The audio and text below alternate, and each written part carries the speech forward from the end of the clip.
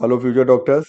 आज आप लोगों का CRT 19 का मैं डिटेल सॉल्यूशन जो है देने जा रहा हूँ। तो बच्चों, आप लोगों ने उम्मीद है कि क्वेश्चन पेपर बहुत अच्छे से सॉल्व किया होगा और इसमें हम लोगों को एक तरफ से सारे क्वेश्चन को अच्छे से देखना है।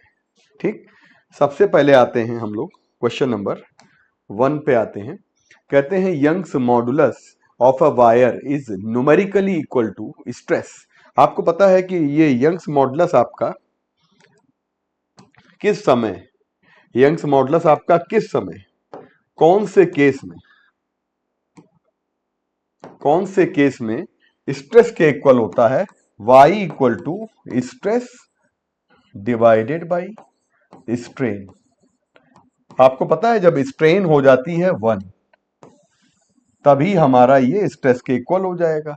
स्ट्रेन 1 कब होती है? स्ट्रेन का मतलब होता है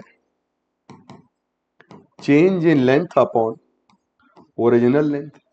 एक वायर हमारा L लेंथ का है और इस वायर को उतना ही आप और बढ़ा दीजिए, यानी कि आप उसकी लेंथ को 2L कर दीजिए। तो आपसे पूछा जाए what is the change in length, तो चेंज इन लेंथ हो जाएगा L और डिवाइडेड बाई हो जाएगा, मतलब 2L माइनस L और डिवाइडेड बाई L। ये ऐसा केस है जब आपका 100% चेंज इन लेंथ जो हमारी होती है डबल द लेंथ, जब हम डबल करते हैं या 100% लेंथ को इंक्रीज करते हैं तब हमारा ये केस आता है। क्वेश्चन नंबर 2 पे आते हैं।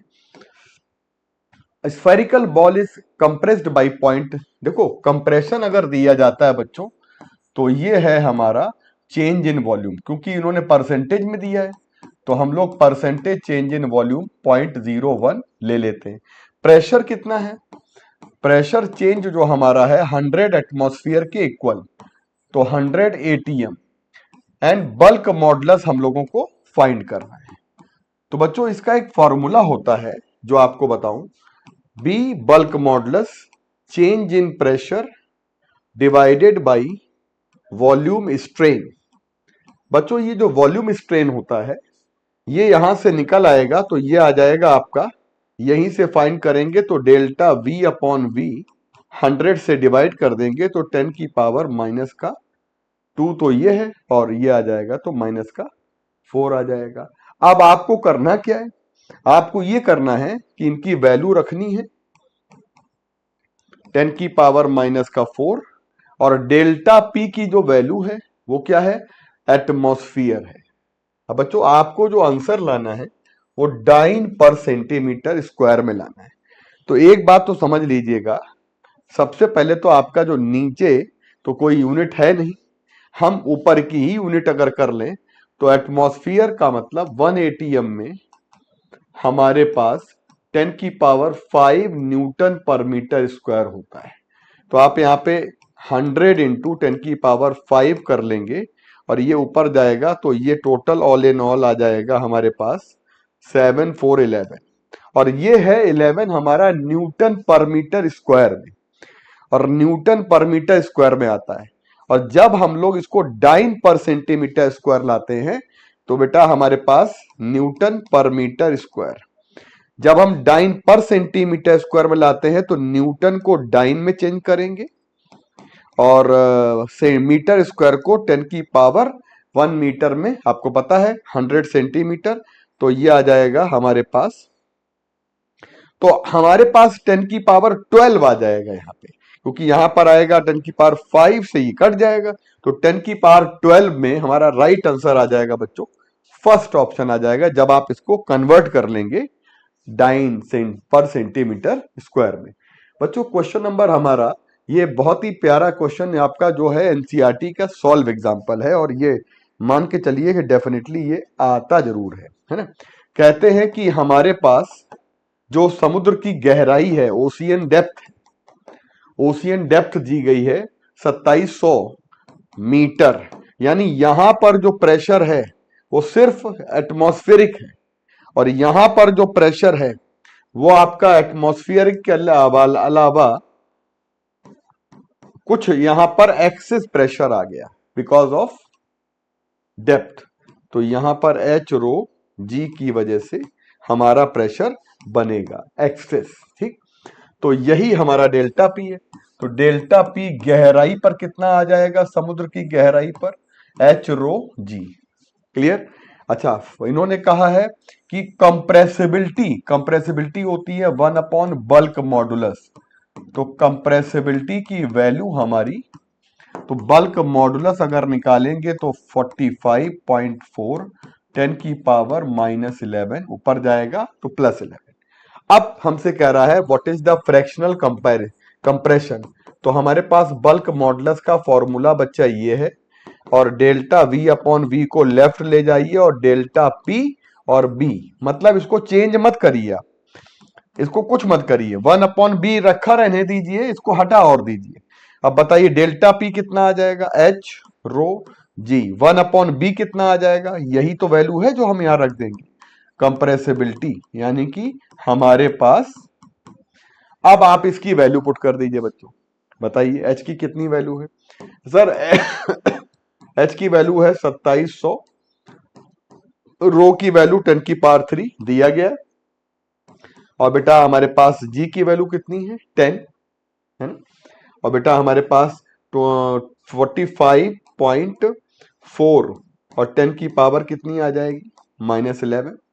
सॉल्व करेंगे, और सॉल्व करने के बाद हमारा जो अप्रोक्सीमेट बेटा आंसर यहाँ पे आ रहा है वो हमारा थर्ड वाला ऑप्शन आ रहा है बच्चों, 1.2 10 की पावर -2।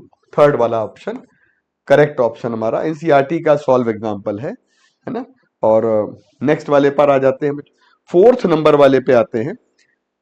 ब्रेकिंग स्ट्रेस जो होती है भाई, ब्रेकिंग स्ट्रेस जो होती है बच्चों, इसको डायरेक्ट आप एक काम कर लो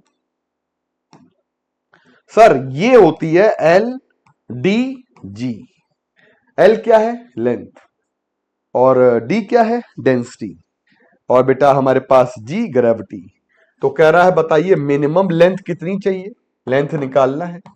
डेंसिटी कितनी है हमारे मटेरियल की, 3 इंटू 10 की पावर 3, और जी डायरेक्ट फॉर्मूला बेस्ड क्वेश्चन है, और ब्रेकिंग स्ट्रेस की वैल्यू 10 की पावर 9 पास्कल। बच्चों 10 की पावर 9 पास्कल दिया गया है, सॉल्व कर लेंगे, हमारा यहां से डायरेक्ट आंसर आ जाएगा। ये आ जाएगा हमारा पास यहां से, सॉल्व करिए कितना आ रहा है, 10 की पावर 4 में तो आंसर लाना ही है, 5 हो सकता है 4 हो सकता है, तो 10 की पावर 5 ये बच्चा, तो 10 इंटू 10 की पावर ले लीजिए आप 4, और डिवाइडेड बाई आ जाएगा यहां से बेटा 10 की पावर 4, 4 कैंसिल हो जाएगा, और 4 बचेगा, 10 यहां पे आ जाएगा, 3 आ जाएगा, तो यानी 3.3 आंसर आएगा लंबाई की वैल्यू। तो आप सॉल्व करेंगे तो लेंथ की वैल्यू 3.3 हमारे पास अप्रोक्सीमेट बेटा 3.3 होना चाहिए। तो इसका राइट आंसर हमारे फोर्थ वाले का सेकेंड वाला आंसर आ गया। बच्चों आ जाते हैं क्वेश्चन नंबर हम लोग, excess pressure inside the spherical drop 4 times. जैसे एक स्फेरिकल ड्रॉप का एक्सेस प्रेशर दूसरे वाले स्फेरिकल ड्रॉप के एक्सप्रेस प्रेशर का 4 गुना है। तो हम लोग एक काम कर लें, ये हमारा स्फेरिकल वाटर ड्रॉप दिया गया, ड्रॉप ऑफ वाटर दिया है, तो 2T अपॉन आर, और बेटा ये आ जाएगा 2T surface tension upon R2, radii हो जाएंगी, R1 अपॉन R2 रेडियस का रेशियो आ जाएगा 1:4। अब आपको अगर मान लीजिएगा ज्यादातर क्वेश्चन पेपर में यही पूछा जाता है, मास का रेशियो कह दो या वॉल्यूम का रेशियो कह दो, तो आपको पता है यहां पर वॉल्यूम अगर निकालेंगे तो मास, देखो एक्चुअली क्या होता है, मास का रेशियो पूछा गया है, तो वॉल्यूम इनटू डेंसिटी, क्योंकि वाटर मटेरियल वही है, तो चाहे मास का रेशियो पूछे और चाहे वॉल्यूम का रेशियो पूछे तो सेम आएगा। तो मास का जो रेशियो है वही रेशियो वॉल्यूम का रहेगा, और वॉल्यूम में स्फेरिकल है तो 4/3 pi are cube, 4/3 pi pi cancel, R1 upon R2 का होल क्यूब। यानी बेटा कुल मिलाकर बच्चों आप लोगों को समझना यह है, मतलब R1/R2 का होल क्यूब लाके आंसर देना है। यानी क्यूब का मतलब हो गया 10 की पावर, मतलब 1/2 की पावर 3, और 2 की पावर 4 की पावर 3, 4 4 4 64 आंसर आ जाएगा हमारे पास। Water rise in capillary tube up to the height of 2 centimetre. आपको मालूम है h हाइट होती है, r कैपिलरी ट्यूब की रेडियस होती है, और ये होती है हमारी प्रोडक्ट होता है कांस्टेंट। और अगर हम बात करते हैं h इनवर्सली प्रोपोर्शनल टू आ जाएगा r। अगर हम यहां पर रेडियस को 1/3 कर लेते हैं, 1/3 कर लेते हैं, तो ये 3 गुनी हो जाएगी। और 3 गुनी का मतलब है 2 सेंटीमीटर का 3 गुना करोगे तो 2 सेंटीमीटर का 3 गुना करेंगे तो हमारा डायरेक्ट मुंह जबानी इसका आंसर आ जाएगा। क्वेश्चन नंबर आ जाते हैं वाई स्ट्रेस। नहीं, वाई नहीं होना चाहिए, हाँ वाई एक्सेस है, ठीक, वाई एक्सेस है और स्ट्रेस लिया है और स्ट्रेन लिया है प्यारे बच्चों। तो जब स्ट्रेस यहां पर होती है, स्ट्रेन यहां पर होती है, तो इस ग्राफ का जो स्लोप होता है वो हमारा डायरेक्टली जो है वो प्रोपोर्शनल टू वाई आता है। यानी कि जो वाई है वो हमारा tan ऑफ थीटा। तो वाई ऑफ ए कर लें material, Y of B material कर लें और tan ऑफ ए कर लें, तो पहले वाले का tan 60 हो जाएगा, दूसरे वाले का tan 30 हो जाएगा। सॉल्व करेंगे तो √3 आएगा, 1/√3 आएगा, तो 3:1 आंसर आ जाएगा। तो बच्चों हमारे पास आ जाएगा YA/YB = 3:1। इसको इधर ले आएंगे बच्चों। जो ये रेशियो आया YA/YB, अगर हम इसी को देखें YA/YB, तो इससे हमारा जो आंसर मैच करेगा वो मैच करेगा YA = 3/B, और तो कोई ऑप्शन आएगा नहीं। ठीक है बेटा, इसके बाद आ जाते हैं, ये तो बहुत आसान सा क्वेश्चन है। एल शेप का अगर स्क्वायर वायर है तो 4 वायर का मतलब है 4 वायर मतलब 4L, और एक वायर की डबल लेंथ लेने पर हमारा जो सरफेस टेंशन बनता है F/2L। हमेशा एक वायर पर जो हम लोग लेते हैं फोर्स, तो F = T × 2L। तो 4 वायर पे लेंगे तो 4 का मल्टीप्लाई कर देंगे, 8 × 2L आ जाएगा। ये जो क्वेश्चन है बच्चों, इसमें सरफेस टेंशन जो होता है वो टेम्परेचर के साथ ये एक्चुअली टेम्परेचर बढ़ेगा तो नेगेटिव जो कांस्टेंट आता है, मतलब लिक्विड का सरफेस टेंशन की जब हम बात कर रहे हैं तो टेम्परेचर बढ़ने पर ये लीनियरली घटेगा। तो इसको शो करने का तरीका यही है कि हम माइनस अल्फा या बीटा या कोई कांस्टेंट ले लें, तो 1 - अल्फा डेल्टा टी कर दें तो टेम्परेचर बढ़ेगा। ये हमारा क्या है, ये टेम्परेचर बढ़ेगा, और टेम्परेचर बढ़ने पर सरफेस टेंशन घटेगा, लेकिन लीनियरली घटेगा। तो इसका मतलब आंसर ये वाला सही है। क्वेश्चन नंबर आ जाते हैं हम लोग 10 नंबर पे। तो विस्कोसिटी जो होती है वो गैस की, सिर्फ याद रखिए टेम्परेचर के साथ अगर टेम्परेचर बढ़ेगा तो विस्कोसिटी हमारी गैस की बढ़ेगी, लिक्विड की घटेगी। तो पहला ऑप्शन हमारा करेक्ट है। अब हम लोग बात करते हैं बच्चों, एग्जाम्पलर के क्वेश्चन चल रहे हैं बच्चों। Diameter of ball A half of the diameter of ball B, यानी कि 2 × रेडियस ऑफ ए, तो ये आ जाएगा आपके पास हाफ 2 × रेडियस ऑफ बी। हम लोग समझ जाएंगे RA/RB आ जाएगा 1/2। Ratio of the terminal velocity, मेरे प्यारे बच्चों, छोटी छोटी बॉल जो होती हैं उनको लिक्विड में डालें, अगर हम फ्लूइड में डालें, तो टर्मिनल वेलोसिटी का फॉर्मूला 2/9 R² ρ - सिग्मा G/, ईटा। ईटा क्या होता है, कोफिशिएंट ऑफ विस्कोसिटी। यहां पर हमें सब कुछ मीडियम वगैरह सब कुछ सेम दिया है, तो टर्मिनल वेलोसिटी की वैल्यू R² के डिपेंड करती है। तो V1/V2 हम यहां पर R1/R2 का होल स्क्वायर कर लें। प्यारे बच्चों, R1/R2 का होल स्क्वायर करेंगे तो ये 1:4 आंसर आ जाएगा। 11 का सेकेंड वाला ऑप्शन करेक्ट हो। विस्कस फोर्स का फॉर्मूला डायरेक्ट लगा दीजिए, 6π∗RV डायरेक्ट फॉर्मूला है, स्टोक्स फॉर्मूला। बेटा यहां पर हम लोग क्या करते हैं, कंजर्वेशन ऑफ मास लगाते हैं इस क्वेश्चन में। ये है हमारा एक मोटा पाइप जिसमें जितना मास हमारा इन होगा, यहां से मास हमारा दोनों से आउट हो रहा है, तो m1 m2 कर लें, तो ये m1 + m2, आने वाला मास = जाने वाला मास। तो यहां पर हमारा मास = वॉल्यूम × डेंसिटी, एरिया × V, तो A × V = A1 V1 + A2 और V2 आ जाएगा। ये वाला A1 V1 आ जाएगा। बताइए कितना एरिया है, वेलोसिटी कितनी है, बताइए एरिया कितना है और वेलोसिटी कितनी है, बताइए एरिया कितना है और वेलोसिटी निकालनी है। बाबू यहां से क्या कटेगा, ध्यान दीजिएगा, एरिया एरिया एरिया कट गया, तो ये 5 एक्चुअली हमारे पास आ गया, एक तरीके से 5 - 2, 3, तो वेलोसिटी आ जाएगी 3/2। करेक्ट आंसर आ गया 1.5 मीटर पर सेकेंड। ऐसे क्वेश्चंस बहुत ऑब्वियस हैं बच्चों, इसमें कोई ऐसी चीज नहीं है। और आप लोगों ने सॉल्व भी किया होगा और सही भी हुआ होगा। Water rise to the height of 10 centimetre in capillary tube, mercury falls to the height of depth of इतना। ओके, यानी कि H equal to 2t cos theta और divided by R rho G। देखो सेम कैपिलरी कहा है तो यहां पर R की वैल्यू क्या हो जाएगी, सेम। मर्करी और इसके लिए वेरी करेगा कौन, डेंसिटी। जी की value same. Surface tension very करेगा, हाँ ये करेगा, ये करेगा, ये करेगा। एच डिपेंड करेगा टी पर, कॉस थीटा पर और डिवाइडेड बाई रो पर।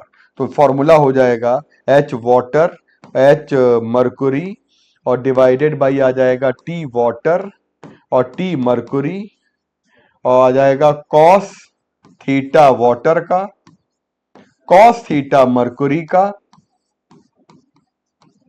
और बच्चों रो आ जाएगा मर्कुरी और रो आ जाएगा वाटर।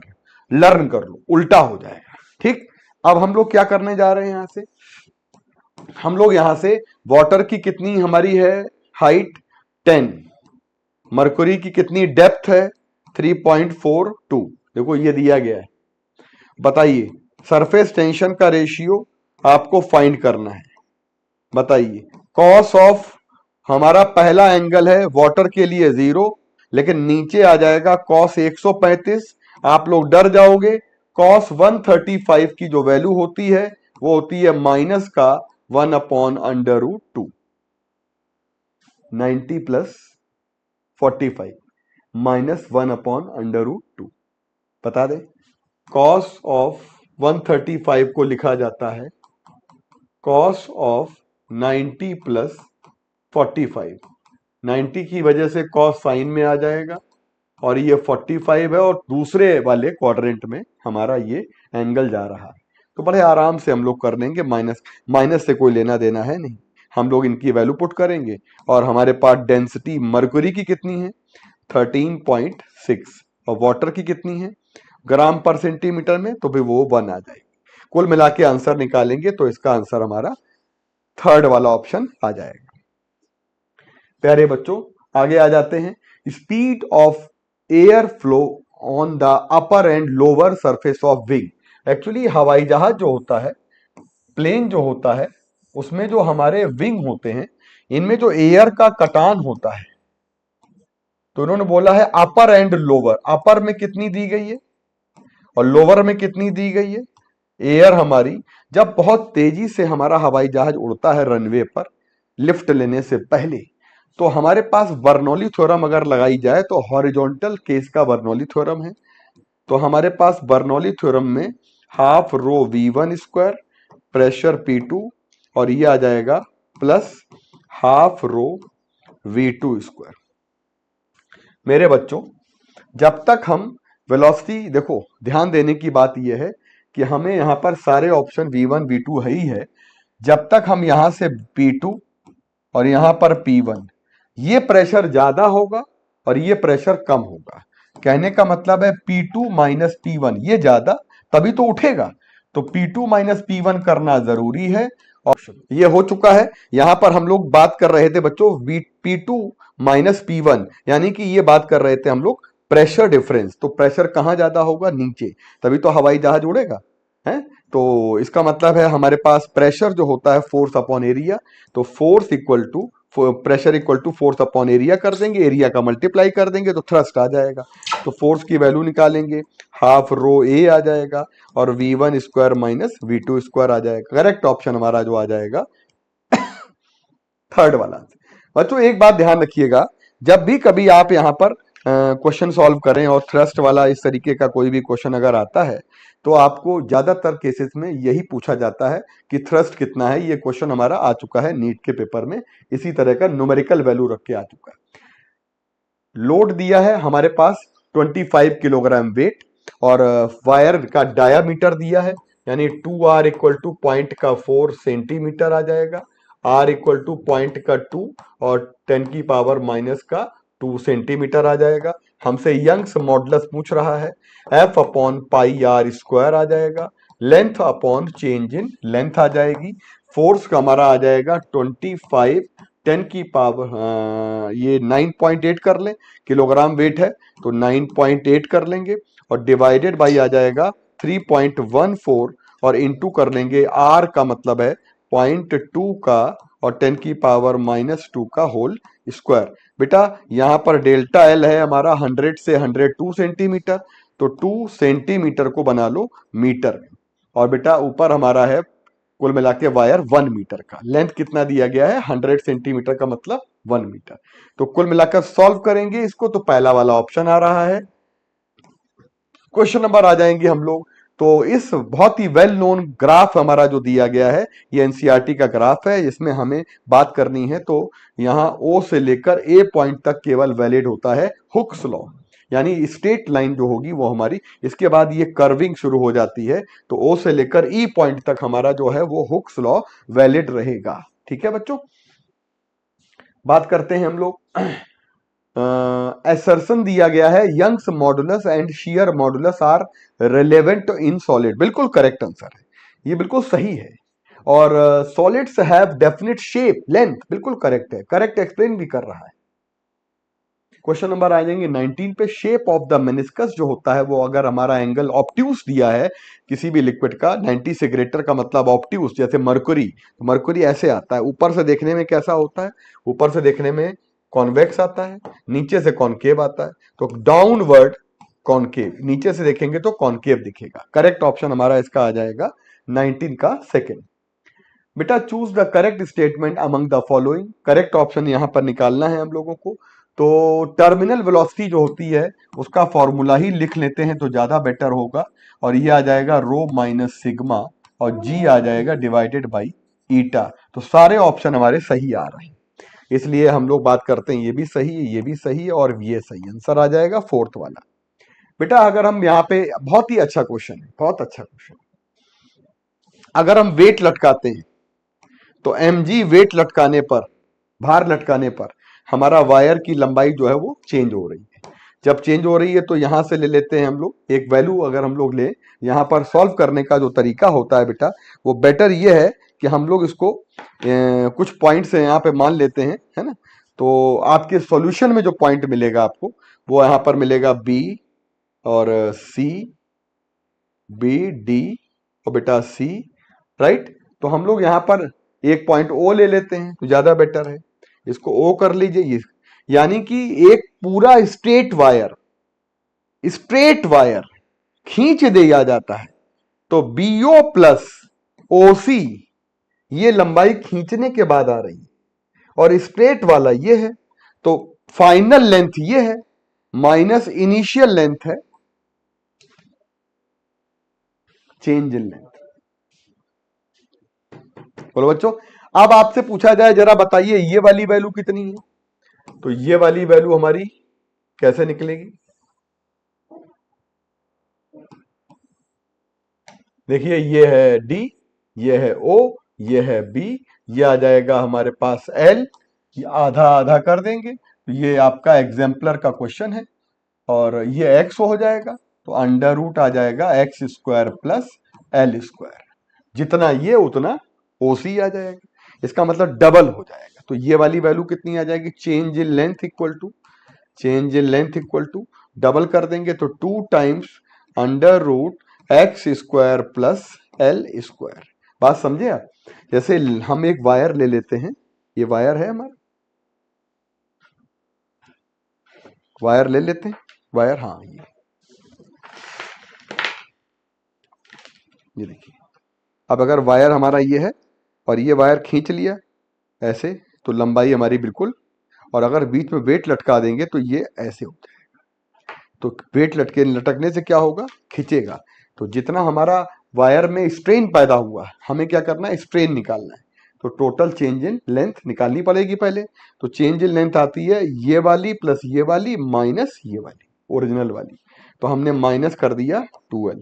अंदर से बेटा कॉमन ले लीजिए पहले 2, और यहां से कॉमन ले लीजिए l, और ये आ जाएगा x square upon L square +1 और होल पावर हाफ माइनस का आ जाएगा L।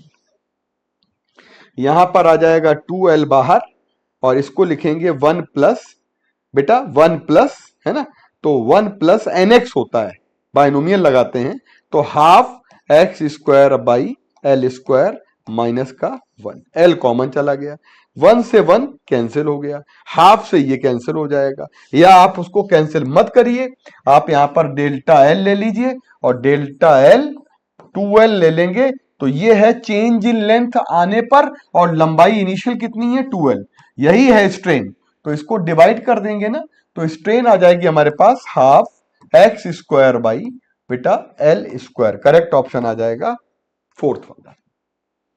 बेटा आ जाते हैं हम लोग, अगर इस केस में देखते हैं कि किसमें टेंशन कितना है ना, तो हम इसी केस में जरा यहां पर जरा एबीडी की जो है ना बना लेते हैं। जैसे ये है हमारे पास एक, और बेटा यहां से और यहां से, और आप एक काम करना,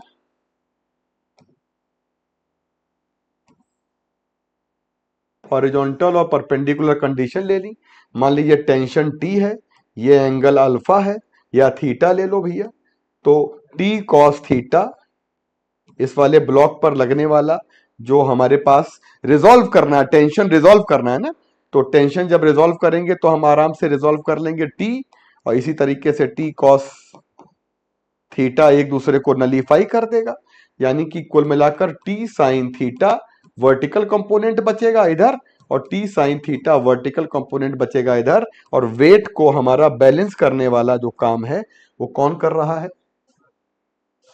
अब अगर हम बात करते हैं बेटा, बहुत ध्यान से सुनिएगा, वेट को जो बैलेंस करने वाला है वो हमारा कौन है, ऊपर वाला। अच्छा, यहां पर एक बात ध्यान देने की ये है कि जब हमारा वेट ऊपर वाले 2T sin थीटा से बैलेंस हो रहा है, तो हमसे पूछा क्या जा रहा है क्वेश्चन में, जरा ये समझिएगा, टेंशन इन द स्ट्रिंग, तो बात करेंगे हम लोग 2T sin theta will be equal to mg आ जाएगा, और टेंशन की बात कर रहे हैं तो mg नीचे 2 sin थीटा।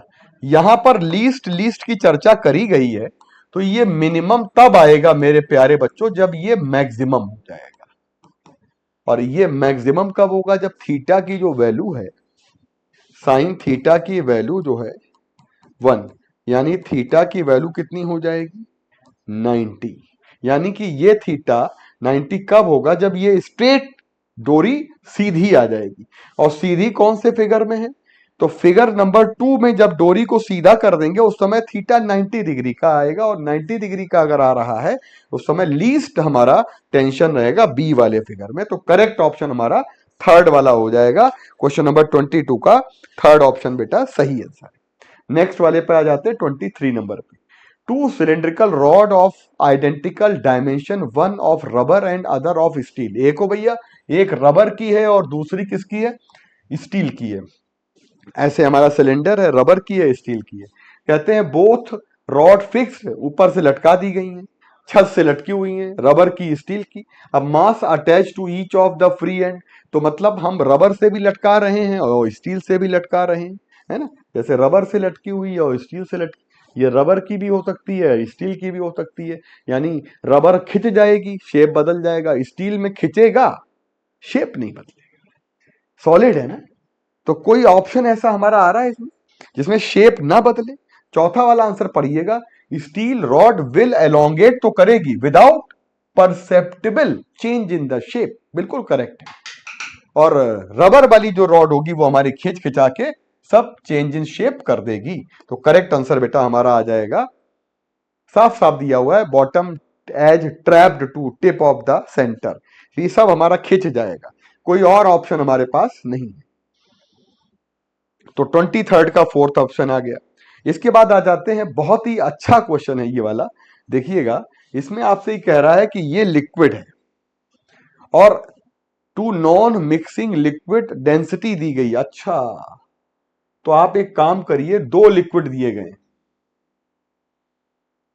और एक लिक्विड हमारा ये वाला अलग कलर से कर देते हैं, और एक सॉलिड सिलेंडर है, लेंथ L है, डेंसिटी D है, पुट इन द कंटेनर और float is vertical axis and length इतना दिया गया है इन द, देखो कम वाली लेंथ हमारी जो है वो डेंसर में है, तो डेंसर वाला लिक्विड तो नीचे ही होगा, एन रो, ऊपर वाला रो। और जो सिलेंडर है वो कैसा है बेटा, सिलेंडर हमने ऐसे लिया है, और सिलेंडर जब हमने ऐसे लिया है तो सिलेंडर को हमने पीवाईक्यू का क्वेश्चन है बेटा, ये बहुत बढ़िया तरीके से आप इसको समझ लीजिए, है ना। और ये सिलेंडर है, और सिलेंडर में ये देखिएगा एरिया लिया, ये इसका एरिया हो गया, लेकिन पीएल लेंथ डेंसर वाले में है, यानी डेंसर वाले में पीएल है, और एल माइनस पीएल हमारी लेंथ है ऊपर पीले वाले लिक्विड, पीला वाला अलग है। कहां कहां तक मैं बाइफरकेट कर देता हूं, व्हाइट कलर से बाइफरकेट कर दे रहा हूं। इसके ऊपर मतलब लिक्विड हमारा कौन सा वाला है, हल्का वाला, और इसके नीचे लिक्विड कौन सा वाला है, डेंसर वाला। कहते हैं वर्टिकल एक्सिस में पीएल लंबाई कहां पर है, ये लंबाई हमारी नीचे डेंसर वाले में डूबी हुई है। तो कह रहा है कि डेंसिटी बताइए किसकी, डेंसिटी डी बताइएगा। तो बताइए कि इस पर लगने वाला जो अपथ्रस्ट होगा, राइट, वो इसके वेट को बैलेंस करेगा।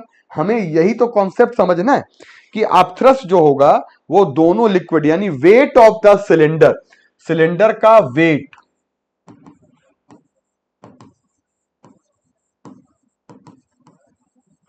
Equal to upthrust due to liquid नीचे वाला and upthrust due to liquid ऊपर वाला। दोनों लिक्विड के अपथ्रस्ट जब तक बैलेंस नहीं करेंगे तब तक मजा नहीं आएगी। वेट का मतलब होता है mg, u1 u2, mg का मतलब volume into density into gravity, ठीक। और ये आ जाएगा हमारे पास, अपथ्रस्ट निकालेंगे तो फॉर्मूला तो वही होता है, अपथ्रस्ट निकालने का फॉर्मूला वी रो जी। लेकिन अब वी की बात करेंगे तो कौन सा वी रो जी, याद रखिएगा एरिया कौन सा वाले का है, अपथ्रस्ट नीचे वाले का।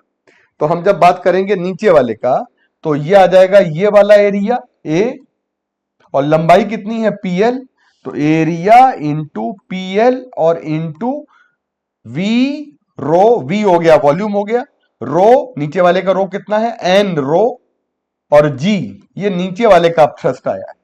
अब ऊपर वाले का निकालना है, ऊपर वाले पोर्शन पे ऊपर वाले लिक्विड की वजह से अपथ्रस्ट निकालेंगे तो क्या आएगा बेटा, तो ये वाली लेंथ कितनी आ जाएगी, एरिया से मल्टीप्लाई करेंगे तो ये आएगा ए इंटू लेंथ का हम लोग ले लेंगे पीएल, और बेटा वॉल्यूम डेंसिटी आ जाएगी रो, और जी आ जाएगी ग्रेविटी।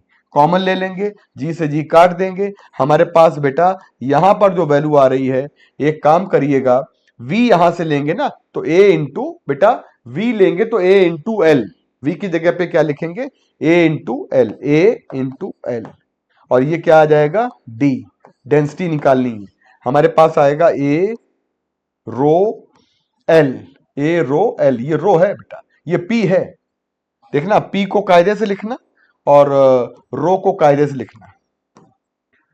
तो बेटा ये आ जाएगा हमारे पास प्लस ए आ जाएगा, और rho L minus P L आ जाएगा, यहां से कॉमन ले लीजिए आप, तो 1 माइनस पी आ जाएगा, एल कॉमन ले लेंगे और रो जी आ जाएगा। क्या क्या कैंसिल हुआ बेटा, देखिए क्या क्या कैंसिल हुआ, ए कैंसिल हुआ और एल कैंसिल हुआ, ए एल और ए और एल।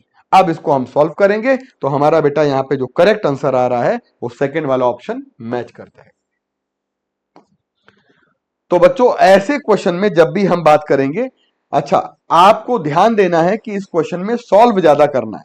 जैसे अगर आपके मन में थोड़ी सी आ रही चिंता कि सर इसके बाद जरा सॉल्व कर दीजिए, तो देखो मैं इसके बाद आपको सॉल्व कर देता हूं। देखिए ये डी बचेगा, यहां पर पी एन है ना, तो पी एन रो बचेगा, और जी तो है ना, जी तो है, जी यहां से यहां कैंसिल हो जाएगा, तो जी हटा दीजिए आप लोग, जी हटा दीजिए आप, जी दोनों तरफ का हटा दीजिए। अब बताइए कुछ हल्का हो जाएगा, बताइए प्लस आया, यहां पे आएगा रो, और रो आएगा, माइनस का आएगा रो, पी आएगा। अब देखो बच्चों यहां पे रो है और यहां पे रो है, पी और पी कॉमन ले लेंगे तो हमारे पास आ जाएगा रो पूरे में कॉमन ले लेंगे तो कुल मिलाकर वैल्यू आ जाएगी हमारे पास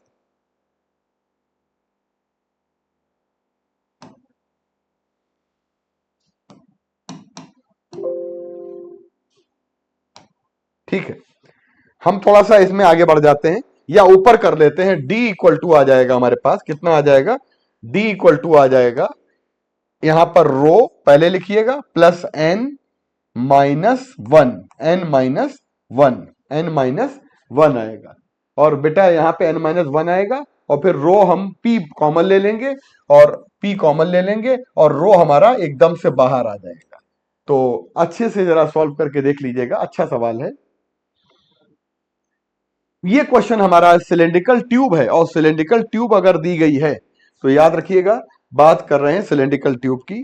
तो ये हमारे पास अगर इस तरीके का केस है और इस समय ट्यूब का रेडियस कितना है, ये टोटल r, ठीक, पूरी ट्यूब है ये, और यहां से निकलने वाला जो वॉल्यूम आ जाएगा, कितना वॉल्यूम लिक्विड का हमारा एक साथ निकलेगा।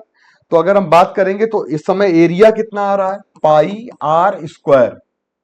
बेटा बड़े वाले सर्कल का एरिया कितना आ रहा है, पाई आर स्क्वायर, और आप एरिया आ गया।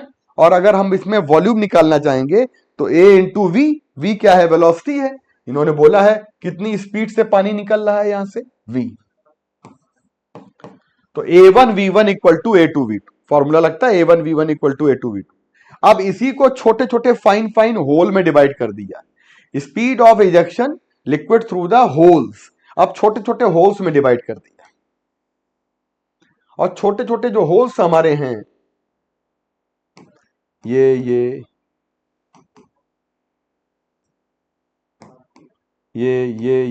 जो आपके होल हैं, इन सभी होल में इनकी जो रेडियस आएगी वो आएगी r। हर होल की रेडियस कितनी है, r। इस समय हर होल का, छोटे वाले होल का एरिया कितना आ जाएगा, ठीक, और कितने होल हैं, n, सारा एरिया आ गया। अच्छा, कितना एरिया फाइनल आ गया और कितनी वेलोसिटी आ जाएगी, v। तो कुल मिलाकर आ जाएगा n pi small r square और ये आ जाएगा स्मॉल v। सॉल्व करिए, हमारे पास यहां पर सॉल्व करेंगे, पाई आर स्क्वायर कैंसिल हो गया, तो वी आर स्क्वायर अपॉन, हमें v निकालना है, स्मॉल v, तो कैपिटल V और R square by N R square. तो छोटे वाले होल से निकलने वाली वेलोसिटी ऑफ लिक्विड आ जाएगी हमारे पास। तो फॉर्मूला कौन सा लगाया प्यारे बच्चों, a1v1 इक्वल टू a2v2। ठीक, आगे बढ़ जाइए। Modulus of elasticity of the ideal liquid, हमेशा याद रखिएगा जब आइडियल लिक्विड की बात करते हैं तो हम लोग इसके लिए 0, क्योंकि हमारा जो लिक्विड होता है वो रिजिड नहीं होता है, ठीक, 0 आंसर है। Maximum load of a wire can withstand without breaking when its length is reduce to half. मतलब आप समझ लीजिए कि जो ब्रेकिंग स्ट्रेस का फॉर्मूला होता है LDG, उसमें लेंथ आ रही है, लेकिन बात पूछ रहे हैं लोड की, कितना लोड। लोड कभी भी, चाहे तार का इतना टुकड़ा लें, चाहे इतना टुकड़ा लें, चाहे बड़ा टुकड़ा लें, लोड के ऊपर कोई इफेक्ट नहीं आता है।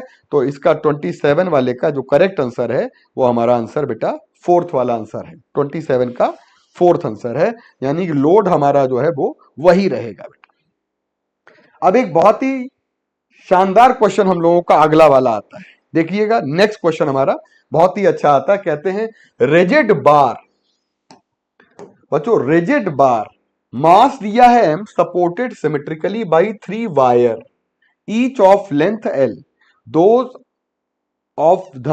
Eight end of the wire copper and middle में दिया है आयरन, मिडिल में आयरन है, एंड में कॉपर, बात कॉपर कॉपर की हो रही है, ठीक।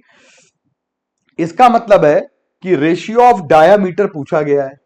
तो अब each of the wire have the same tension, मतलब अगर दोनों का टेंशन बराबर हो तो यंग्स मॉडुलस का फॉर्मूला रख दीजिए, क्या आ जाता है, F upon pi R square, याद है आर स्क्वायर, और इन्होंने कुछ दिया है डाया, तो डाया तो दिया नहीं है, तो डाया बाई 2, आर आ गया और एल लंबाई आ जाएगी और ये आ जाएगा हमारे पास चेंज इन लेंथ। तो अब कुल मिलाकर पूरे केस में हम अगर देखें तो y हमारा जो है वो डाया के स्क्वायर के इनवर्सली प्रोपोर्शनल हो गया, यानी डाया का square inversely proportional to y। Dia of steel की बात कर रहा है, कॉपर की बात कर रहा है, डाया ऑफ आयरन की बात कर रहा है, तो ये आ जाएगा अंडर रूट कर लेंगे, y ऑफ बेटा आ जाएगा आयरन और वाई ऑफ आ जाएगा कॉपर। कुल मिलाकर हम लोग इसका करेक्ट ऑप्शन ढूंढेंगे। कौन सा वाला करेक्ट आंसर है भाई बताइए। तो करेक्ट आंसर हमारा 28 का वाई आयरन ऊपर, वाई कॉपर नीचे। 29 क्वेश्चन में कह रहा है स्ट्रेस एंड स्ट्रेन कर्व जो होता है वो हम अगर प्लॉट करते हैं टू डिफरेंट मटेरियल का, तो आपको मालूम है कि ये कर्व जो प्लॉट किया जाता है वो हमारा इस तरह से आता है और कुछ दूरी तक तो ये स्ट्रेट लाइन है। उसके बाद कर्व हमारा ऐसे, फिर ऐसे, फिर ऐसे, यहां से लेकर यहां तक। कहते हैं कि ultimate tensile, ultimate strength point और fracture point. Ultimate strength point और फ्रैक्चर पॉइंट मतलब कहने का खींचने वाला और टूटने वाला। तो याद रखना जो ब्रिटिल होते हैं बेटा, इन्होंने कहा है कि for X X but for Y material, मतलब याद रखिएगा इन्होंने जो बात बोली है वो क्या बोली है कि it is observe that ultimate strength point and fracture point are close each other for X material. मतलब जिसके लिए फ्रैक्चर वाला दूर है और जिसके लिए फ्रैक्चर वाला पास में। याद रखिएगा जो मटेरियल का फ्रैक्चर पॉइंट पास में आता है यहां की, तो वो मटेरियल जल्दी टूट जाता है, फ्रैक्चर जल्दी हो जाता है, ब्रिटेल हो जाता है। और जो मटेरियल का फ्रैक्चर पॉइंट जो है वो दूर रहता है जैसे कि वाई का, तो उस मटेरियल में टूटता देर में है, यानी प्लास्टिक आता है, खिंचता पहले है। तो करेक्ट आंसर हमारा 29 का आ जाएगा, सेकंड आएगा डक्टाइल। डक्टाइल प्लास्टिक नहीं आएगा, प्लास्टिक तो हमारा प्लास्टोमर हो जाएगा, डक्टाइल खींचने वाला। और ब्रिटिल का मतलब, तो आंसर कौन सा हुआ? चारों ऑप्शन देखने पड़ेंगे। प्लास्टिक का मतलब इलास्टोमर, इलास्टोमर में ये ग्राफ लगेगा ही नहीं, ठीक। तो गलती। ब्रिटिल का मतलब जो जल्दी टूट जाए, जिसका फ्रैक्चर पॉइंट पास में रहे, इन्होंने एक्स वाले का बोला, और फ्रैक्चर पॉइंट दूर रहेगा तो वो हमारा क्या हो जाएगा एक तरीके से डक्टाइल। डक्टाइल कौन है? स्टील के बर्तन होते हैं, किसी भी शेप में मोल्ड कर लेते हैं। ब्रिटिल कौन होता है? कांच का गिलास, आपके यहाँ विंडो पैन लगा है, ठीक। तो इसका आंसर 29 का 2 वाला आंसर आ गया। बहुत ही शानदार क्वेश्चन है ये, देखिएगा। स्ट्रेचिंग, दो स्टेटमेंट दिए। Stretching of a spring is determined by the shear modulus of the material, बिल्कुल करेक्ट है। shear का मतलब तोड़ना, मोड़ना, खींचना। लेकिन कॉइल ऑफ स्प्रिंग, अगर कॉइल के शेप में है, copper has more tensile strength, तो कॉपर और स्टील की टेंसाइल स्ट्रेंथ केवल हमारी खींचने से नहीं। ध्यान से समझिएगा बात, पहला तो सही है, पहला सही है, लेकिन coil spring of copper has more tensile strength than steel spring, same dimension की। तो पहली बात तो एक्सप्लेन करना तो बात की बात है, ये सही नहीं दिया गया है। कारण क्या है कि हम लोगों की पहली बात तो कॉपर की जो टेंसाइल स्ट्रेंथ है बेटा, ये कह रहे हैं ज्यादा होती है स्टील से, कॉपर के साथ ऐसा नहीं होता है। Coil spring of copper has more tensile strength than steel. हम लोग अगर कॉपर के साथ होता तो कॉपर के साथ हम लोग के जितना भी आयरन का मटेरियल है वो हम लोग रिप्लेस करके कॉपर से लगा देते। तो इसलिए कॉपर की जो यूज है वो हमारा आयरन रिप्लेस नहीं कर रहा है, या आयरन का जो यूज है वो कॉपर रिप्लेस कभी कर नहीं सकता। तो ये फॉल्स आ गया, टेंसाइल स्ट्रेंथ हमारी ज्यादा नहीं होती है। तो करेक्ट ऑप्शन ए ट्रू है, बी फॉल्स है, यानी रीजन फॉल्स है, यानी करेक्ट आंसर हमारा आ जाएगा थर्ड वाला ऑप्शन आ जाएगा। तो बच्चों ये हमारे सभी क्वेश्चन के आंसर हो गए 1 से लेकर 30 तक। इसके बाद आपके सर आएंगे वो करेंगे। हेलो दोस्तों, कैसे हैं आप सब। तो आज हम लोग डिस्कस कर रहे हैं CRT 19 का पेपर जो कि फिजिक्स का था। ठीक है, इसमें जो टॉपिक्स हैं हमारे वो हैं mechanical properties of solids and mechanical properties of fluids. ठीक, तो पहले 1 to 30 क्वेश्चन तो हमारे साथ मिश्रा सर ने डिस्कस किए हैं। अब हम आपके साथ 31 to 50 क्वेश्चन, 50 नंबर क्वेश्चन तक डिस्कस करेंगे। ठीक, 20 क्वेश्चन मैं आपके साथ डिस्कस करने जा रहा हूँ। तो पहला क्वेश्चन है हमारे पास 31। A U-tube with both ends open to the atmosphere is partially filled with water. Partially उसको पानी से भरा गया और partially ऑयल से। Which is immiscible with water, जो कि पानी से मिल नहीं सकता है, is poured into one side until it stands at a distance of 10 mm above the water level। उसको तब तक भरा गया जब तक वो पानी के लेवल से 10 mm ऊपर तक नहीं भर गया। देखो पानी का लेवल यहाँ पर है, पानी का लेवल यहाँ तक है और ये ऑयल कहाँ तक, 10 mm ऊपर तक भरा हुआ है इसमें। ठीक, अब सुनना क्या कि जब इसको यहाँ पे भरा गया तो water level on the other side, meanwhile the water rises by 65 mm from its original level। meanwhile water क्या हुआ, 65 mm ऊपर की ओर राइज किया, यहाँ से पहले यहाँ तक था, अब वो 65 mm और राइज कर गया। पहले वो पानी यहाँ तक था, अब वो 65 mm और राइज कर गया। The density of the oil is, oil की डेंसिटी बतानी है हमें। ठीक है भाई, ऑयल की डेंसिटी बताते हैं। चलो देखो हम लोग क्या करते हैं इस क्वेश्चन में, यूट्यूब वाले क्वेश्चन में, तो यहाँ पे हम एक लेवल लेते हैं जो कि आपका ऑयल और वाटर के सेम लेवल पे हो। ठीक, तो अब सुनना, यहाँ पे PB pressure at point B equal होगा प्रेशर एट पॉइंट सी के। तो अब प्रेशर एट पॉइंट बी कितना है वो देखो, P naught atmospheric pressure plus oil की density rho oil into G into H. Height कितनी है ऑयल की वो देख लो, 65 प्लस 65 प्लस 10, तो ये कितना हो गया 140 mm के बराबर। 140 mm को मीटर में करेंगे तो आ जाएगा 0.14 मीटर के बराबर। ठीक, अब प्रेशर एट सी देख लेते हैं, P naught atmospheric pressure plus rho water into G into height देख लेते हैं, 65 प्लस 65 कितना हो गया हमारे पास 130, तो 0.13 मीटर हो जाएगा। अब जैसा कि हमने पहले बताया था कि दोनों प्रेशर कैसे होंगे इस लेवल पे, इक्वल प्रेशर होंगे दोनों इस लेवल पे, तो यहाँ पे दोनों को इक्वेट कर देंगे, P naught plus rho oil into G into 0.14 equal to हो जाएगा P naught plus rho water into G into 0.13 के बराबर। ठीक, क्या कर देंगे, पी नॉट से पी नॉट कैंसिल हो जाएगा, बचेगा rho oil into G into 0.14 और यहाँ पर बचेगा rho water into G into 0.13। अब जी से जी भी यहाँ पे कैंसिल हो जाएगा, हमें निकालना था रो ऑयल, तो रो ऑयल हमारे पास कितना हो जाएगा, रो वाटर डेंसिटी ऑफ वाटर कितनी होती है 1000 kg पर मीटर क्यूब इंटू 0.13 अपॉन 0.14। इसको जब हम सॉल्व करेंगे तो अप्रॉक्सीमेटली हमारा आंसर कितना आ जाएगा 928 kg पर मीटर क्यूब, 928 kg पर मीटर क्यूब। तो ऑप्शन थर्ड हमारा यहाँ पे आंसर हो जाएगा। कोई समस्या हो तो कमेंट बॉक्स में आप कमेंट करके हम बता दीजिएगा अगर समझ में ना आया हो तो। ठीक, बढ़ते हैं इसी के साथ अगले क्वेश्चन पे। अगला क्वेश्चन है हमारे पास, a water drop is divided into 8 equal droplets. एक वाटर ड्रॉपलेट थी हमारे पास जिसका कि रेडियस मान लेते हैं कैपिटल आर रहा होगा, ये टूट के 8 पार्ट्स में 8 स्मॉल ड्रॉप्स में बदल गई, जिसका कि रेडियस हम स्मॉल आर मान लेते हैं। ठीक, तो रेडियस में कितना अंतर आया होगा पहले ये चेक कर लेते हैं। तो इस केस में क्या होता है कि वॉल्यूम कंजर्व हो जाती है। वॉल्यूम कंजर्व होने का मतलब क्या हो गया, जितनी वॉल्यूम इस बड़ी ड्रॉप की थी उतनी वॉल्यूम इन 8 छोटी ड्रॉप्स को मिला के बनी होगी।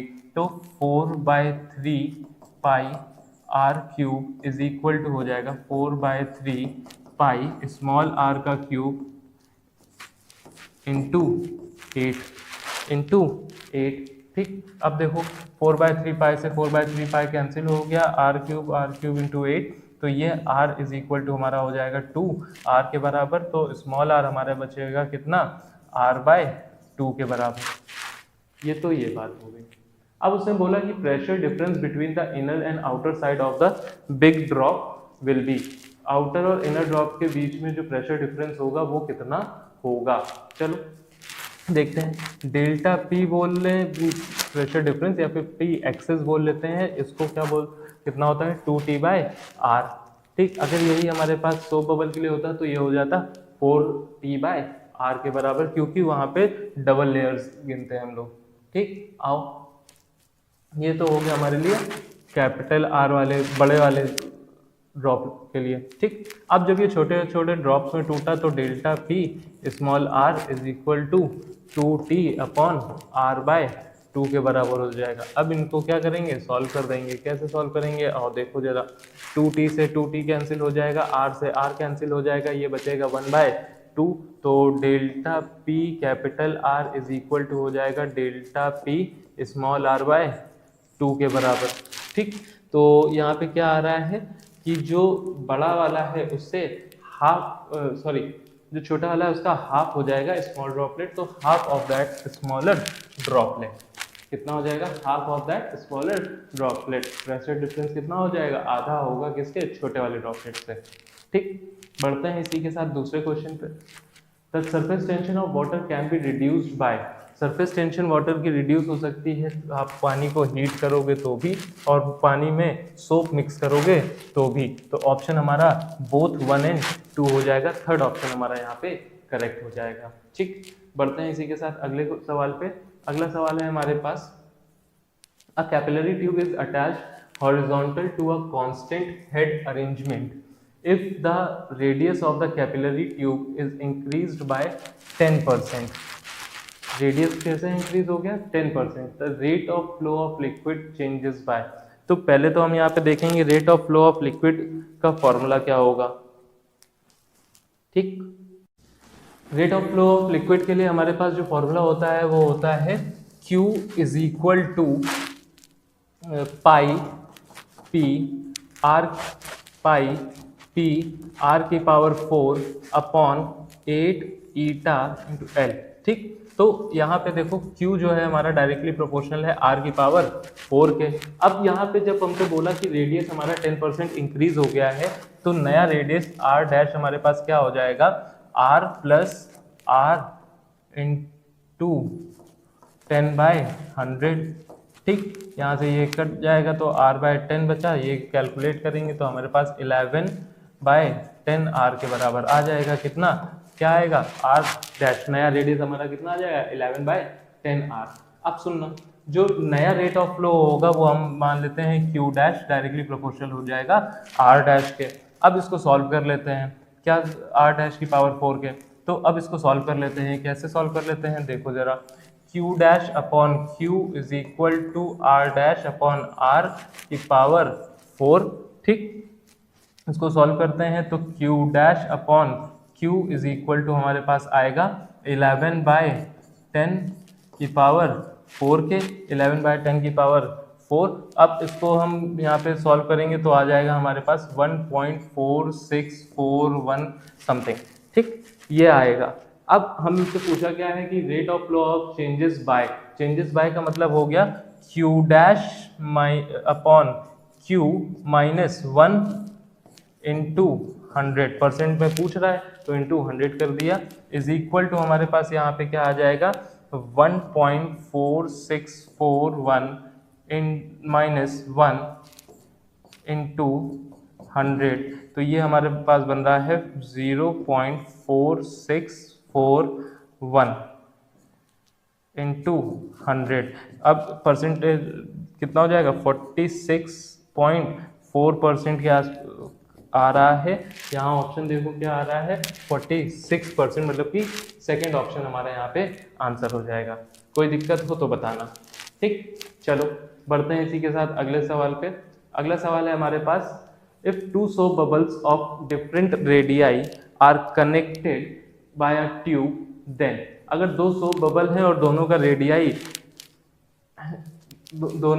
क्या है, डिफरेंट है, ठीक। अब सुनना, जब डिफरेंट रेडियाई की बात कर रहे हैं तो प्रेशर जो होता है हमारा इन्वर्सली प्रोपोर्शनल होता है रेडियस के।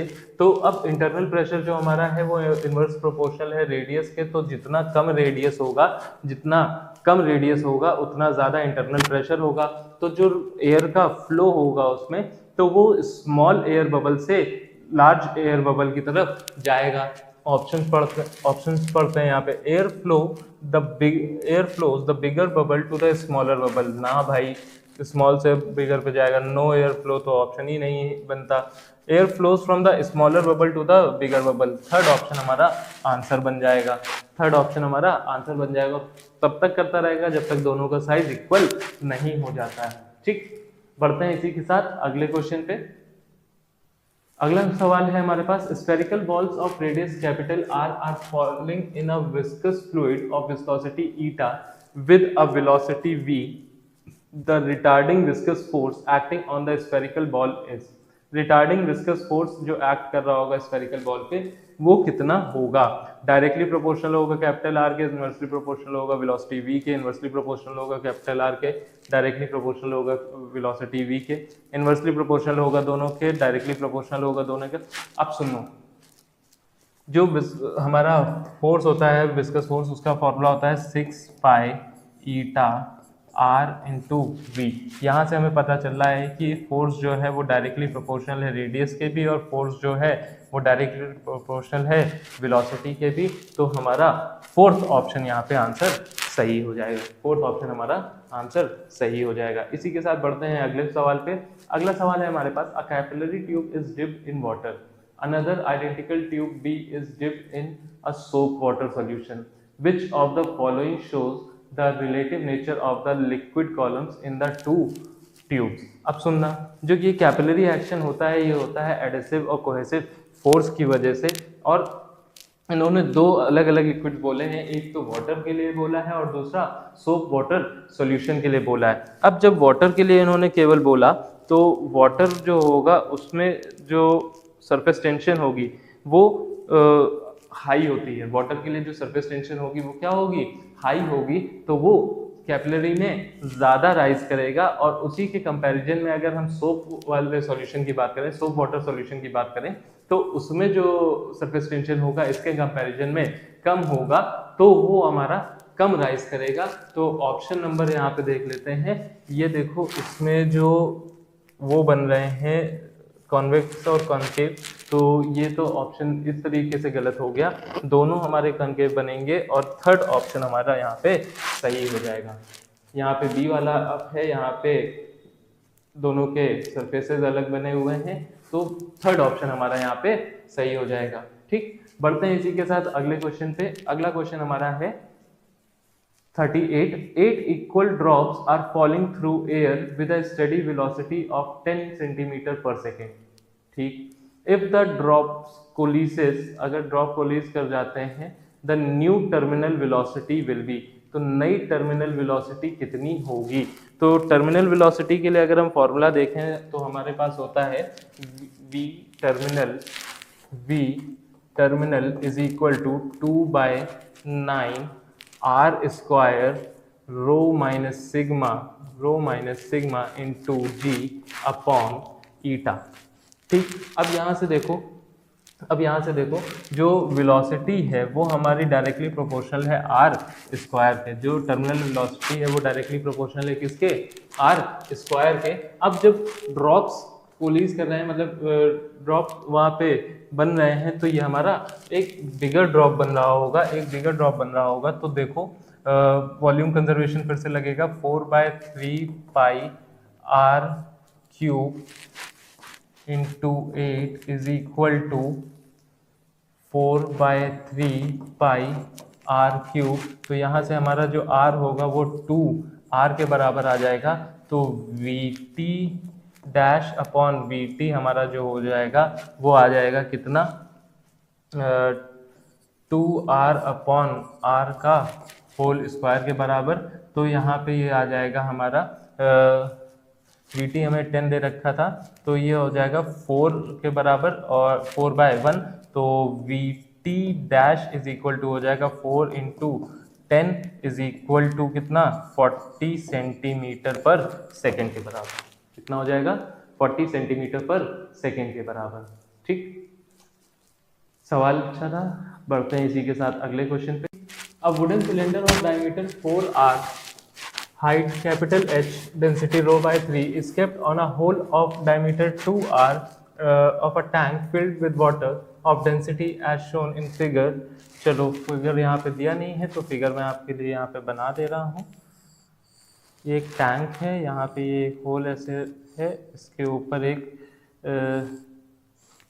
सिलेंडर रखा हुआ है, हाइट h है जिसकी, ये यहाँ से h/h2 हाइट से नीचे आ गया है। यहाँ पानी भरा हुआ है पूरे में, ठीक। आप लोगों के पास क्वेश्चन पेपर में फिगर होगा। खैर, इसकी जो सिलेंडर की जो डेंसिटी है वो ρ/3 दे रखा है हमको इसने, और डायमीटर हमें 4r के बराबर दे रखा है, ठीक। और ठीक, ρ/3, और पानी की जो डेंसिटी दे रखी है वो हमें यहाँ पे रो दे रखी है। अब इस क्वेश्चन को सॉल्व कैसे करेंगे और देखते हैं। और इसने हमसे पूछा है वैल्यू ऑफ h1 हमें बतानी है कि h1 की कितनी वैल्यू, कितनी हाइट के नीचे गया होगा, ठीक। आओ एक पेज ऐड ऑन करता हूँ मैं यहाँ पे ये, और सॉल्व करने की कोशिश करते हैं इस इक्वेशन को। एक फिगर के साथ एक फ्री बॉडी डायग्राम इसमें बनाएंगे, उसके साथ सॉल्व करेंगे। ये जो सिलेंडर था जिसकी की डेंसिटी ρ/3 थी, यहाँ पे जब ये नीचे फोर्स लगा रहा होगा तो इससे कितना फोर्स लगा रहा होगा, ρ/3 पाई r3, ρ/3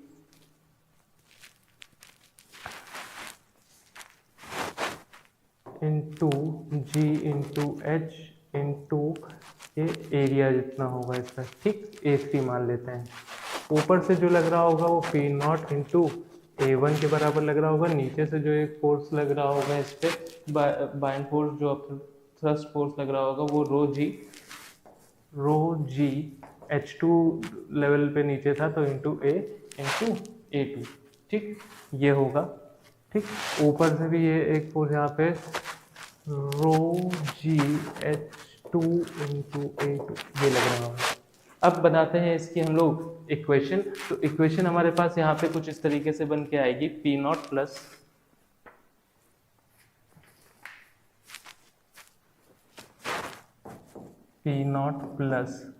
ρg H1 into 4 r square plus ρ/3 4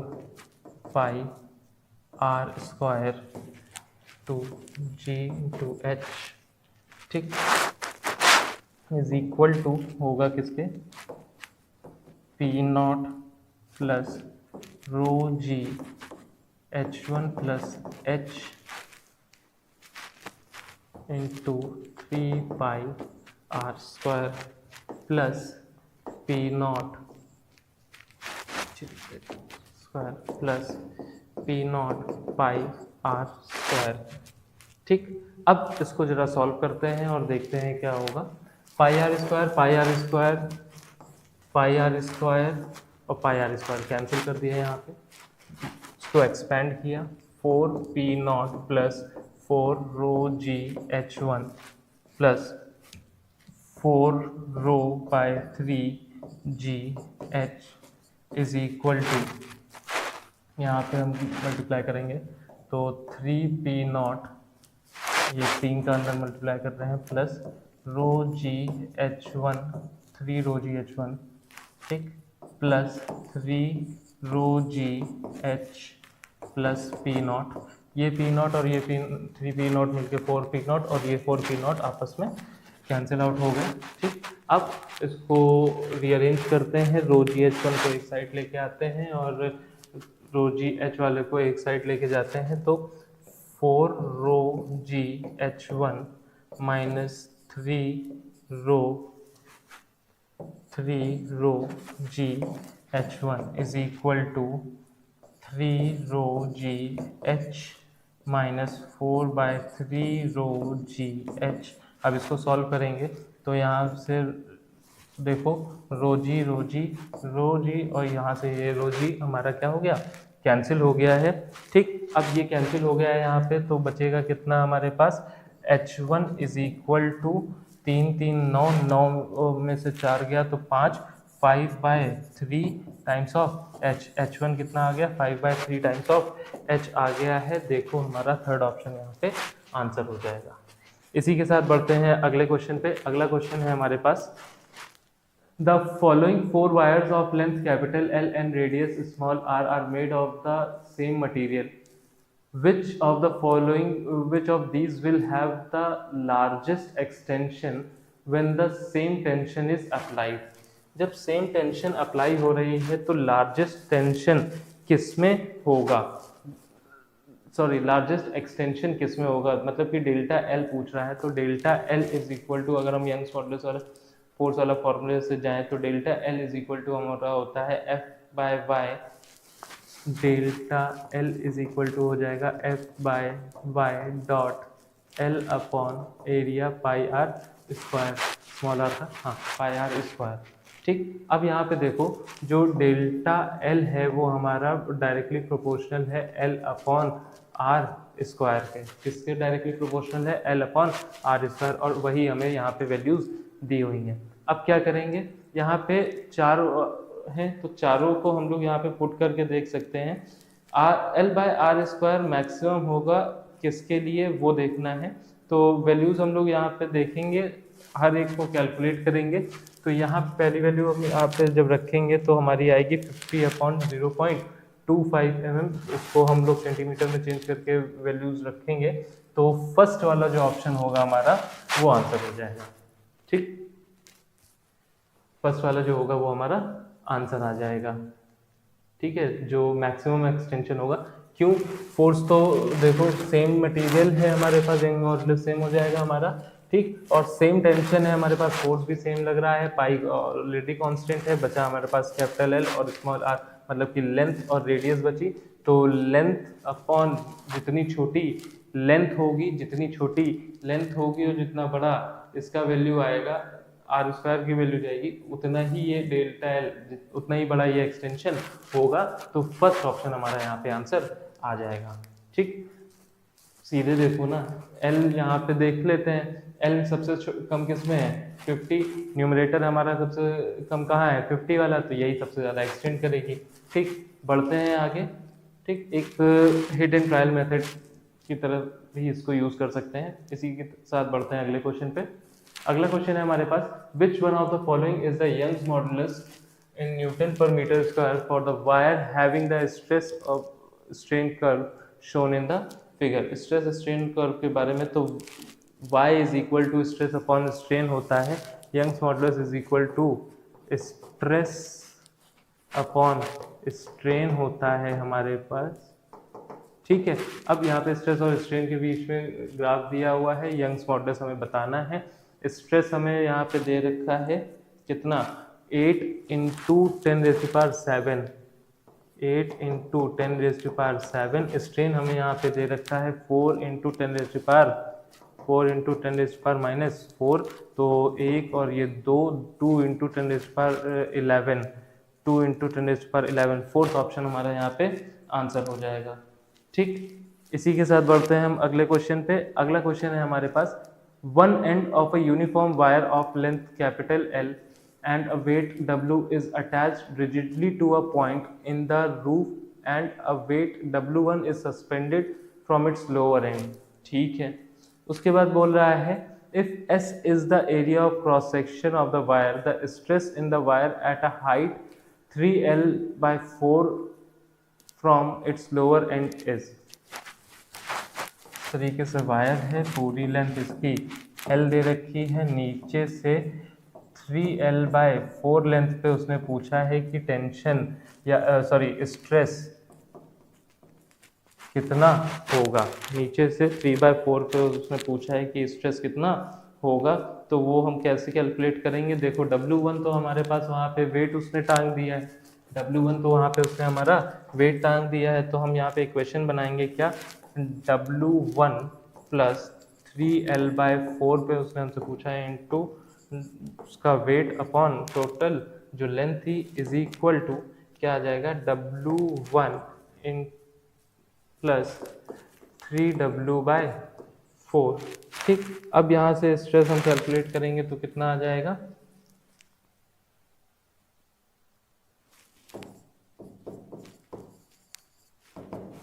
तो ये आएगा W1 +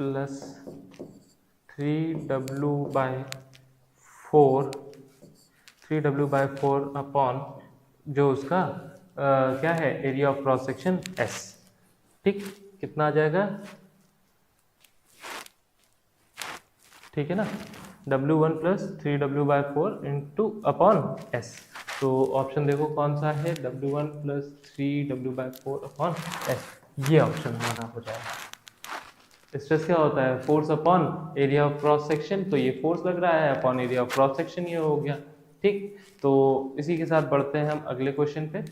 अगला क्वेश्चन है हमारे पास, which one of the following is not the reason for calling steel more elastic than the rubber. इनमें से कौन सा है कि हम रीजन हो सकता है जिससे कि हम बता सकते हैं ये स्टील ज़्यादा इलास्टिक है रबर से। For given load there is more strain in rubber steel, नहीं। Young's modulus for steel is much larger than, नहीं। Steel wire returns to original length when load is removed but rubber does not do so. ये reason हो सकता है, ये reason नहीं होगा कि वो वापस अपनी ओरिजिनल लेंथ पे आ जा रहा है, इस वजह से हम यहाँ पे स्टील को मोर इलास्टिक बोल देंगे, ये रीज़न यहाँ पे नहीं होगा। ठीक, बढ़ते हैं इसी के साथ दूसरे क्वेश्चन पे। अगला क्वेश्चन हमारे पास क्या है, dimensional formula for modulus of elasticity कितना होगा, ML-1 T-2। सेकेंड ऑप्शन हमारा यहाँ पे आंसर हो जाएगा, मॉडुलस ऑफ इलास्टिसिटी ML-T-2। इसी के साथ अगला question, for a perfectly rigid body, perfectly rigid body के लिए क्या होना चाहिए, यंग्स मॉडुलस इंफिनिटी होनी चाहिए और बल्क मॉडुलस भी इन्फिनाइट होना चाहिए। ऑप्शन थर्ड हमारा आंसर हो जाएगा।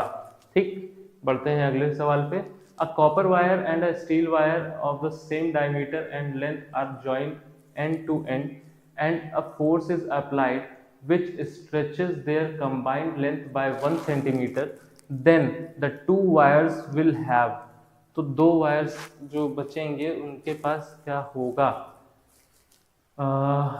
सेम स्ट्रेस एंड स्ट्रेन होगा, same stress but different strain होंगे, same strain but different stresses होंगे, डिफरेंट स्ट्रेस एंड स्ट्रेन होंगे। सुनो, एक कॉपर का वायर है, एक स्टील का वायर है, दोनों का यंग्स मॉडुलस अलग अलग होगा। ठीक है, तो स्ट्रेस तो हमारा जो होगा वो हमारा जो स्ट्रेस होगा वो सेम होगा और स्ट्रेन जो हमारा होगा डेल्टा L/L वो डिफरेंट हो जाएगा। तो मतलब कि सेकेंड ऑप्शन हमारा यहाँ पे आंसर हो जाएगा। क्या हो जाएगा, सेकेंड ऑप्शन हमारा यहाँ पे आ जाएगा। सीरीज कॉम्बिनेशन है, इस वजह से हम यहाँ पे बोल सकते हैं कि स्ट्रेस हमारा जो होगा वो सेम होगा मगर जो स्ट्रेन होगा वो हमारा यहाँ पे डिफरेंट होगा। ठीक, बढ़ते हैं अगले क्वेश्चन पे। अगला क्वेश्चन है हमारे पास, स्ट्रेस कैसी क्वांटिटी है हमारे पास, स्ट्रेस हमारी एक टेंसर क्वांटिटी है। स्ट्रेस हमारी कैसी है, टेंसर क्वांटिटी है। बढ़ते हैं आगे, तो आगे अगला क्वेश्चन क्या है, what is Hooke's law. Hooke's law के बारे में हमसे पूछ रहा है कि हुक्स लॉ क्या होता है। तो हुक्स लॉ होता है within elastic limit stress is directly proportional to strain होता है। इलास्टिक लिमिट के अंदर stress directly proportional to strain होता है। तो फर्स्ट ऑप्शन हमारा यहाँ पे आंसर हो जाएगा। बढ़ते हैं अगले सवाल पे। ये एक अच्छा सवाल, बड़ा सा सवाल है, देखते हैं क्वेश्चन को। A rod of length L and negligible mass is suspended at its two ends by two wires of steel, wire A and aluminium wire B of equal length. The cross-sectional areas of wire A and B are 1 mm square and 2 mm square respectively. Young's modulus aluminium का दे रखा है 70 × 10⁹ Newton per metre square और steel का दे रखा है 200 × 10⁹ Newton per metre square. पूछ रहा है mass m should be suspended close to B to have equal stresses in both the wires. ठीक, अगला हमें दे रखा है क्या कि mass m should be suspended close to wire A to have equal stresses in both the wires. ठीक, उसके बाद हमें क्वेश्चन यहाँ पे दे रखा है ऑप्शन दे रखा है कि mass small m should be suspended at the middle of the wires to have equal stresses in both the wires. ठीक, अब देखो, अगर हम यहाँ पे केवल और केवल सवाल के ऊपर ऊपर से देख लें तो हम इतना बता देंगे यहाँ पे कि जो मास है वो कहाँ पे होना चाहिए। देखो यंग्स मॉडुलस के हिसाब से अगर हम यहाँ पे देखेंगे तो जो क्रॉस सेक्शनल एरिया है हमें यहाँ पे दिया हुआ है वायर ए का और वायर बी का, यंग्स मॉडुलस दोनों का दिया हुआ है। तो स्मॉल m जो सस्पेंड किया जा रहा है वो हमें स्ट्रेस ऑफ वायर के ऊपर डिपेंड करेगा। स्ट्रेस क्या होता है हमारे पास, फोर्स अपॉन एरिया होता है। अब दोनों वायर हैं एक ऐसे टंगे हुए हैं पैरेलल में, तो दोनों के ऊपर स्ट्रेस तो सेम आ रहा होगा। तो F कैलकुलेट कर लेते हैं क्या, दोनों वायर इस तरीके से टंगे हैं तो दोनों पे स्ट्रेस जो आ रहा होगा वो सेम आ रहा होगा। F1 upon A1 is equal to F2 upon A2 के बराबर हो जाएगा। ठीक, अब हमें पता है कि जो सिचुएशन है वो फिगर से हमें क्लियरली दिख रही है। अब हम इसमें क्या करेंगे, टॉर्क लेंगे दोनों का किसी एक पॉइंट ऑफ सस्पेंशन y पे, कोई एक पॉइंट ऑफ सस्पेंशन हम यहाँ पे ले लेते हैं और वहाँ से हम टॉर्क इसमें लेंगे। तो मान लेते हैं यहाँ से ये y है, टोटल हमारी l है, तो ये l माइनस y हो जाएगा। अब इसको कैलकुलेट करेंगे तो देखो ये कितना हो जाएगा, F1 अपॉन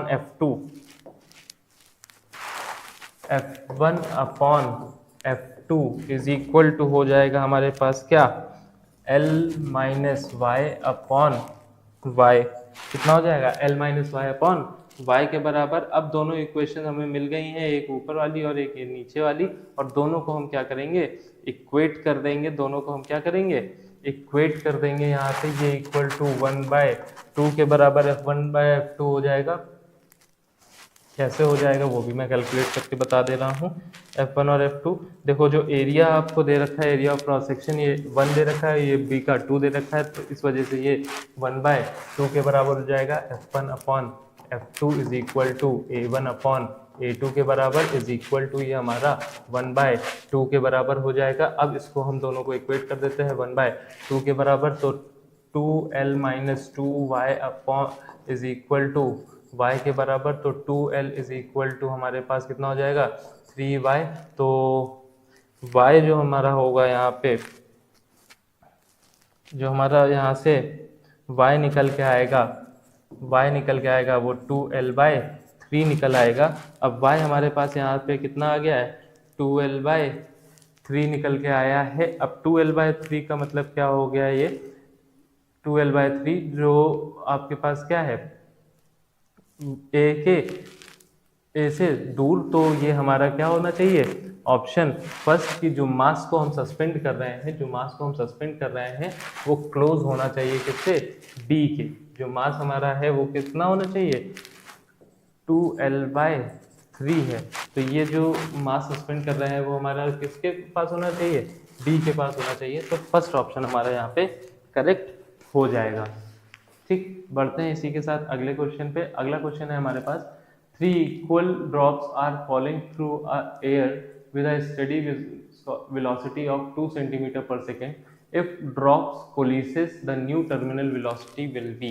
देखो भाई 3 ड्रॉप्स हैं, तो तीनों के वो हो रही है, कोलिस कर रही हैं वहाँ पे। तो यहाँ पे हमारे पास फिर से वही करेंगे, 4/3 पाई r3, ये जो बड़ा वाला जो कोलिस कर जाएगा, is equal to 4/3 pi small are का क्यूब। और कितनी ड्रॉप्स हैं, 3 ड्रॉप्स हैं हमारे पास। तो r इज इक्वल टू हो जाएगा हमारे पास 3⁻⁴ into r।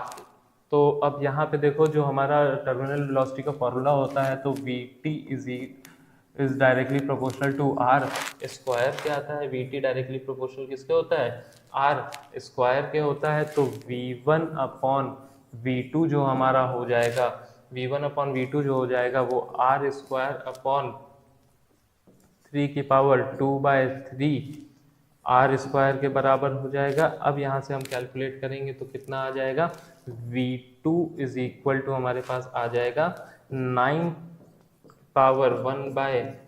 Times of V1, 9⁻⁴ times of V1।